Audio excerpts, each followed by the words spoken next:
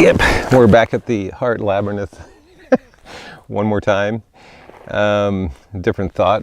And here, how much of your heart space is actually in alignment with you as spirit, or you with your higher self, or you with the God of your heart?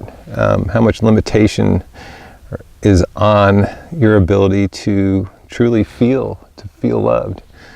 In a lot of cases, it's interesting how much permission do you have to have communication with your higher self? How much permission do you have to have communication directly with the God of your heart? Do you hear what he says back, or she says back? Do you hear your higher self?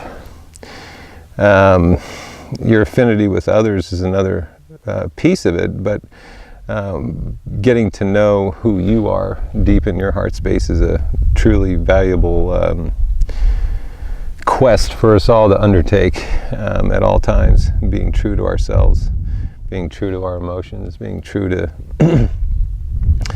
who we are as spirit versus who everybody thinks that we should be or will be easiest for them.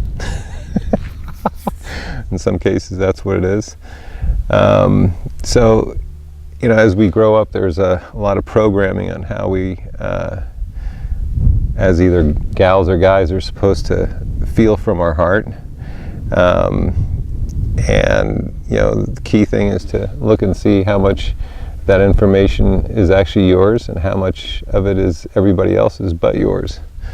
So just something to ponder. The other thing to ponder is creating a relationship from your heart with the God of your hearts is huge, and also with your higher self.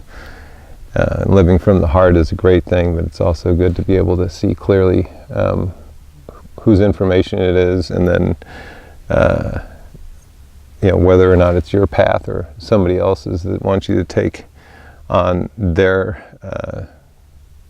stuff, for lack of a better word, take on their pain pictures so that it's easier for them, and then you don't have to, in some cases, doing that, you're avoiding actually being true to yourself. So how much of your heart space is in affinity with you as spirit is a huge thing to look at, and a great thing to actually be working on consistently, because communication with your with your higher self is priceless.